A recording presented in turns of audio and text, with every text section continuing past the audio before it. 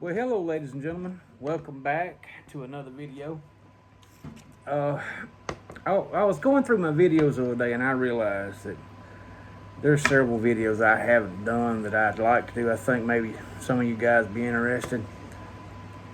So today we'll do one. I'm not quite sure why it's taking me so long to do this, but so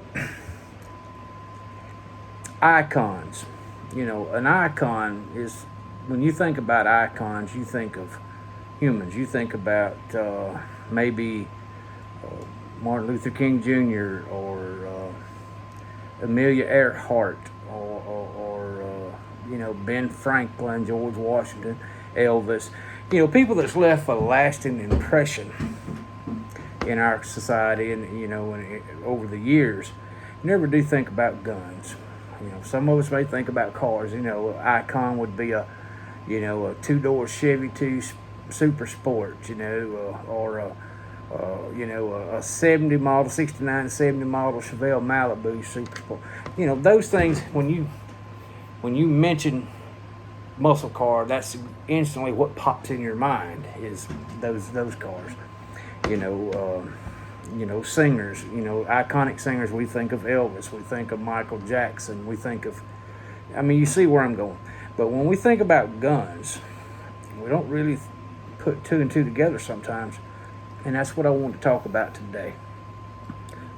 We've got an icon right here.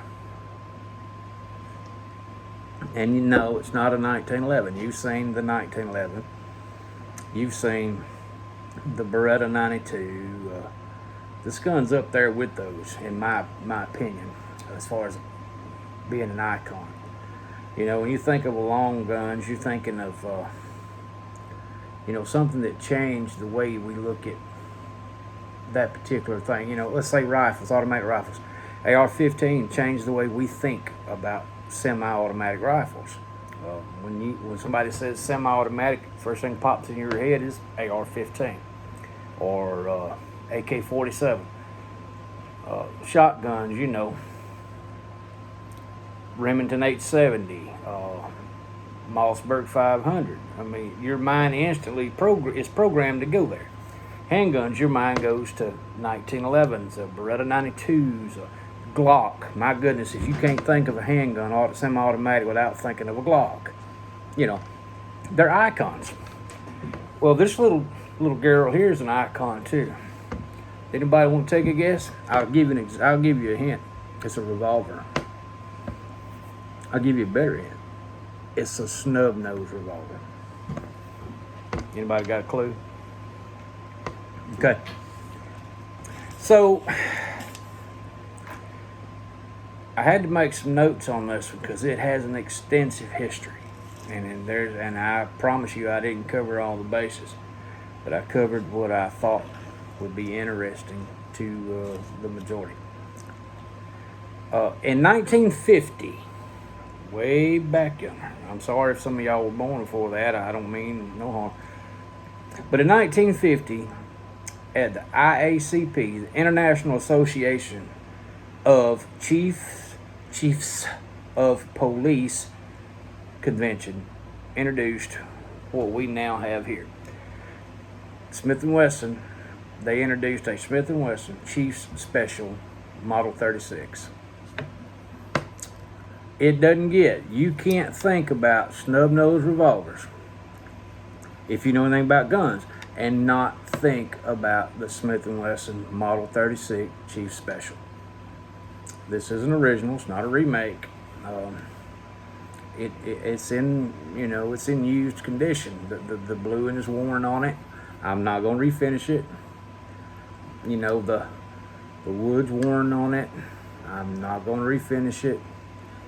And it's been carried. Anybody that's ever carried one would know about the rust getting on the metal here between the grips. But anyway, what it is, it's a 5-shot, single action, double action revolver. First of its kind. And what I mean is, they wanted something, Smith & Wesson wanted something that could handle the 38 Special cartridge. That's a hot little booger right there. for a snubnose. If you've ever fired one of these little guns, you know the blast is unreal, especially if you fired any kind of snubnose 357 magnums. But in this little 36, that 38 special, 158 grain hydro shot is deafening. Your ears will sting for hours. But what they did is they wanted to replace, you know, this gun come out. They wanted to, you know, it had to replace the two that they had out at the time, and I can't remember. Let me look at these notes. I can't remember what they were. Yeah, they needed something. They had a 38 long Colt, and they had a 38 Smith & Wesson cartridge, two different cartridges. Well, this is a 38 special, so this is way far superior to the 38 long Colt and the 38 Smith & Wesson. But the guns that they had, the frames weren't tough enough to withstand this type of power and this type of pressure. So they had to, you know, they invented the Model 36 just for that cartridge. Okay, so let's start at the top here. They were made from 1950 till present day. They're still made. Whether or not the quality is the same as these are, I don't know. I do know I looked, and they're about $800. They're ridiculous. Anyway, little gun weighs, this little gun that we're talking about, this original Model 36, weighs 19.5 ounces loaded.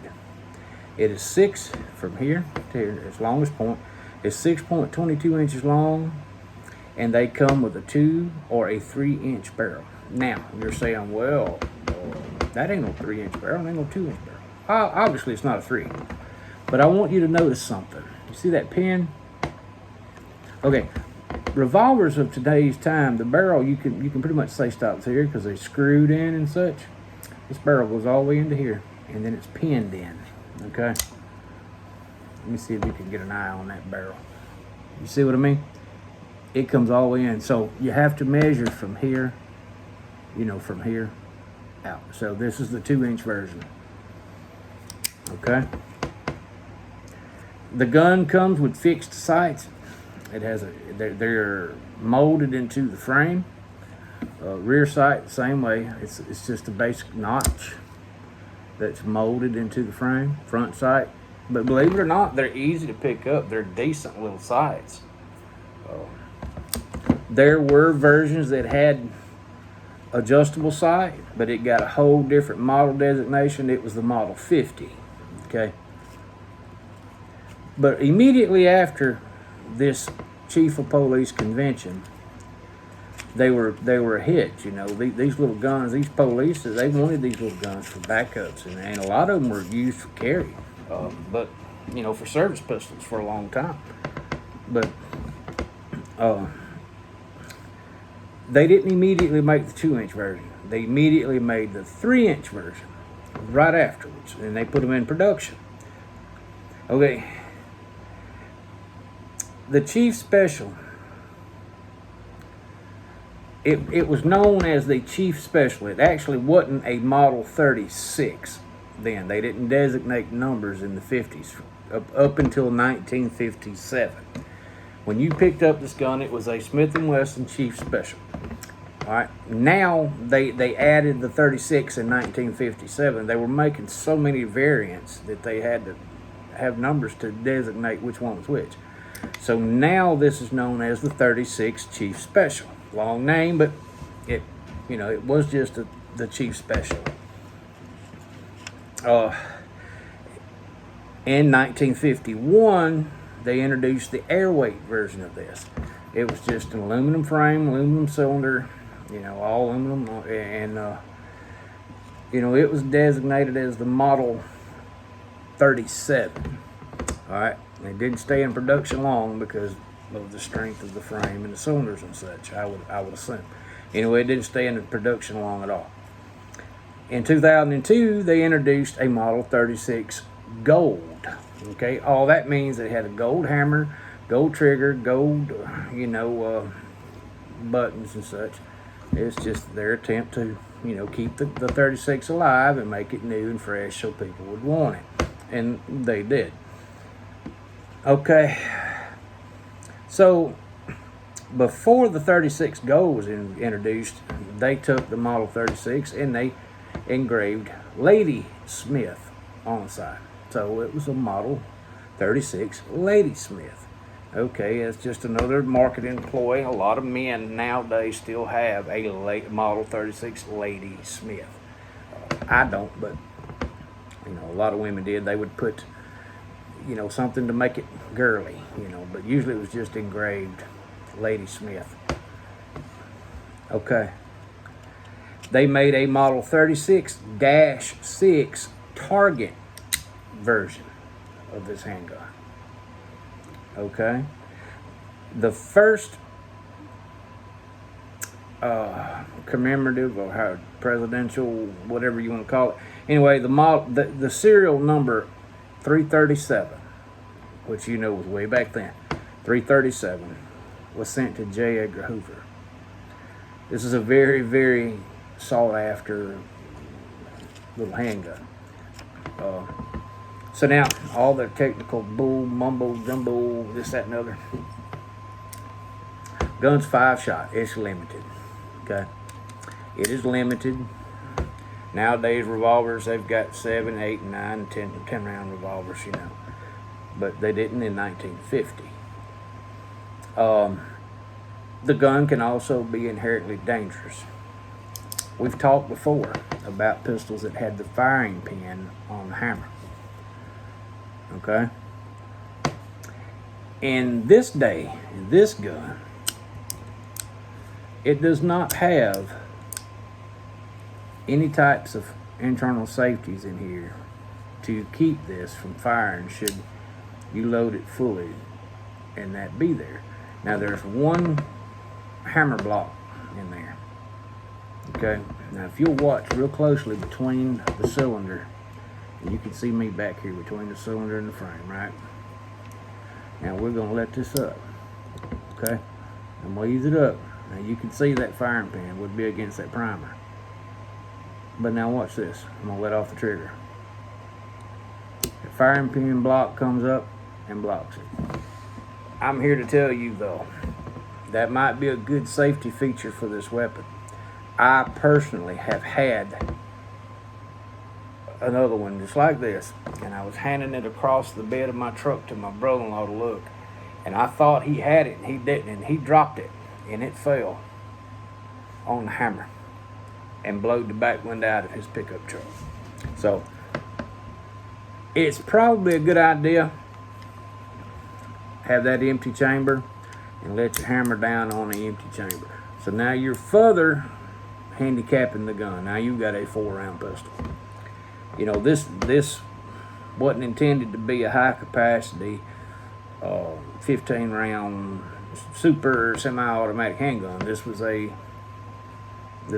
small, lightweight, easy to carry pistol that you could stick in your pocket or behind your wallet or in an ankle holster or in a boot or whatever.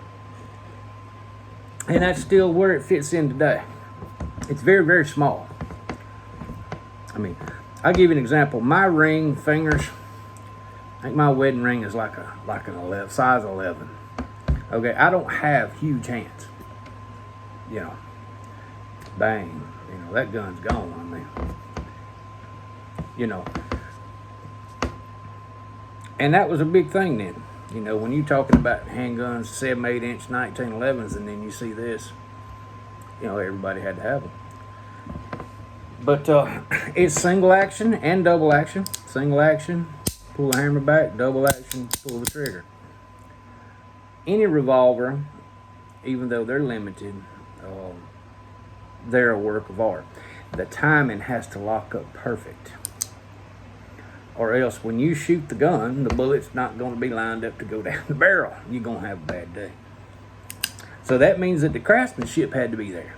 The fit, the finish, the machining, everything had to be just right. You don't get that these days. These Mexicans or whoever, or these guys and gals, I shouldn't have said Mexican, but these guys and gals at these shops, they'll just throw these things together to get them out. And you know, a lot of folks, they they rely on the name to sell junk. I mean, you know, just take one manufacturer that made shotguns for years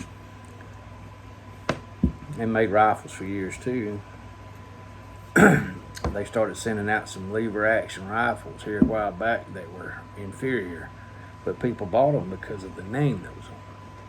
So, okay, so anyway, long story short, you gotta love the machining process and the fit and finish to like these little guns.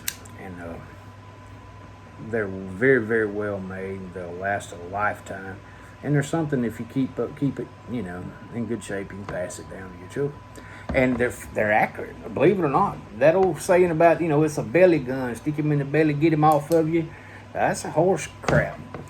I can shoot beer cans all day long, you know, out 10, 15 yards off the ground with this gun and make them jump across the yard. Y'all gonna get to see that one day, because I got a bunch of these, but this ammo. I don't know what else to say about it. It's just a smooth little old gun. Keep it old, because it's not this new age Tennifer and Cerakote and this and that. This is actual blue, and if you look close enough, you can see some blemishes and all where it hadn't been. You know, it's been worn. I mean, the gun's worn. It's old, but it's still just as rock solid, or more so than any one that you might be able to buy today. And I stake my life on it. Sometimes I'll carry this just as easily as I'll carry a Ruger, or my LCP2, or Hellcat, 14 round Hellcat. I'll carry this just depending on how I'm dressed, where I'm going, what mood I'm in. Some days I just feel nostalgic and I want to carry what I grew up with, something like this, or a 1911 that weighs 2 pounds, whatever. But I thought you'd like it. I thought y'all would like seeing this. This is Model 36, Smith & Wesson, Chief Special. They don't get more iconic than that. So, if we've helped you, you know what to do. Like, subscribe, thumbs up, yada, yada, yada. Share the video. Comment if there's anything you want to know that I didn't cover. And I'm sure, like I said at the beginning of this video, there'll be a bunch that I didn't cover. I mean, we're at like 18 minutes. I can't cover the history and the use of this icon in 18 to 20 minutes. There's just no way. I'd have to have a printer and print me out everything that I could actually read, like we're in a soap, in a play or something, to not forget it. But great gun. If you have a chance to pick up an original one, if you like me and you look at guns, some of them as investments, this is a good investment. So anyway, thank you. Y'all stay safe. Keep people at arm's length. Watch after your family. Pray. You know what we're going through these days, and it's not going to get any better. So anyway, arm yourselves. Stay armed, and pray to God every night and every morning when you wake up. God bless you. Thank you for watching.